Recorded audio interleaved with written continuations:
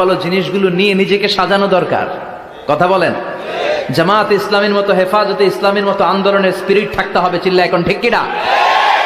আমার সুন্নি ভাইদের মতো নবীর প্রেম অন্তরে থাকতে হবে। চিল্লা এখন ঠিক কিনা? তাবলিগের ভাইদের মতো হৃদয়ে ইখলাস থাকতে হবে। এই সবগুলোর সমন্বয় হচ্ছে ইসলাম। সবগুলোর সমন্বয় ইসলাম। এজন্য কখনো মনে করবেন না যে আমি একদল করি তার মানে অন্য সব দল মনে হয় বাতিল, ওগুলো মনে হয় মুসলমান না, ওগুলো আমার চোখেই ধরে না। এটা ঠিক না, এটা ইহুদিদের স্বভাব। ইহুদিরা শুধুমাত্র হকের ডিলার মনে করতো নিজেদেরকে। ইহুদি ছাড়া বাকি কাউরে ওরা চোখে দেখতে পারতো না। এজন্য আমরা কি কট্টরপন্থী হব না মধ্যমপন্থী? চিল্লায় বলেন, কট্টরপন্থী না মধ্যমপন্থী? আল্লাহ আমারে যতদিন বাঁচিয়ে রাখা আমি এই মধ্যম পন্থার কথা বলেই যাব, up to my death. It's my mission, it's my vision. এটাই আমার লক্ষ্য, যে মধ্যম পন্থার ইসলামকে প্রমোট করা, যেটা বিশ্বনবীর ইসলাম, যেটা মদিনার ইসলাম, যেটার মধ্যে বাড়াবাড়ি নাই, ছাড়াছাড়ি নাই। ঠিক কিনা? আল্লাহ তুমি আমাদেরকে বুঝার তৌফিক দান করো। সূরার নাম হচ্ছে সূরাতুত তাকাসুর। চিল্লায় বলেন কি নাম? এই সূরার সেন্ট্রাল সাবজেক্ট ম্যাটার হচ্ছে we have to go back to our Lord.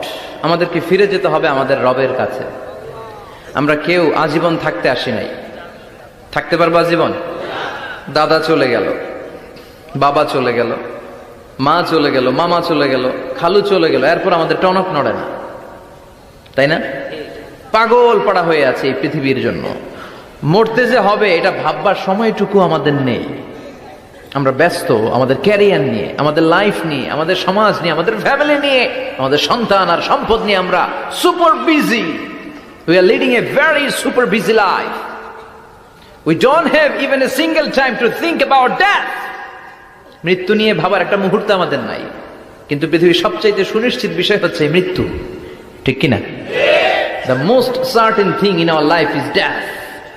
আমাদের জীবনের সবচাইতে সুনিশ্চিত বিষয় হচ্ছে মরণ।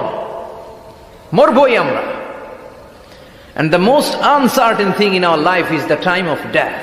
আর আমাদের জীবনের সবচেয়ে অনিশ্চিত বিষয় হচ্ছে মৃত্যুর সময়। আমরা জানি না। মরবো যে এটা জানি, জানেন না? কিন্তু কখন মরবো এটা জানি? এই সূরাটা আপনারে এই জিনিসটা জানান দিতে এসেছে যে দুনিয়ার সম্পদ, লোভ, লালসা এগুলো নিয়ে পড়ে থেকো না।